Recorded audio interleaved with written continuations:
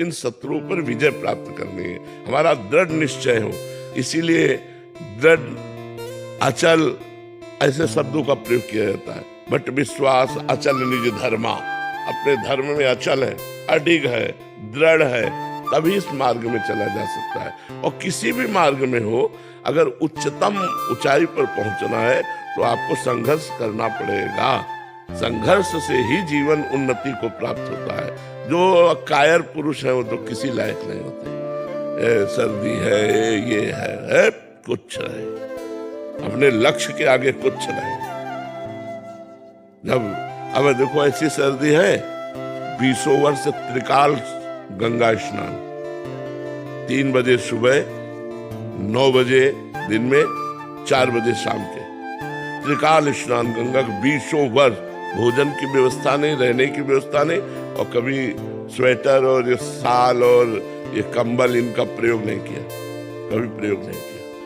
तो जिद्दी स्वभाव, जैसे अब भीषण सर्दी लग रही है तो गंगा जी में डुबकी और मारी, खड़े हो गए गंगा जी। तो अपने शरीर को जैसा बनाओ वैसा बनाओ। एक बार चंद्रगुप्त मौर्य को जहर दे दिया गया, चाणक्य को पता चला। चाणक्य ने मुस्कुरा के कुछ नहीं होगा। बोले क्यों? बोले मैं वर्षों से जहर दे रहा हूं उसको। बोले मैं वर्षों से उसको जहर दे रहा हूं, उसके भोजन में, उसको कुछ नहीं होगा। अभ्यास, वर्षों से उसको जहर दे करके सब पुष्ट कर दिया कि अगर तुम जहर एक खुराक दे दोगे तो कोई फर्क नहीं पड़ने वाला। तो अभ्यास योग युक्तेन चेतसा नान्यगामिना, हम ऐसा अभ्यास करें। देखो मनुष्य शरीर मिला, इसे आप जैसा बना लो वैसा बन जाएगा।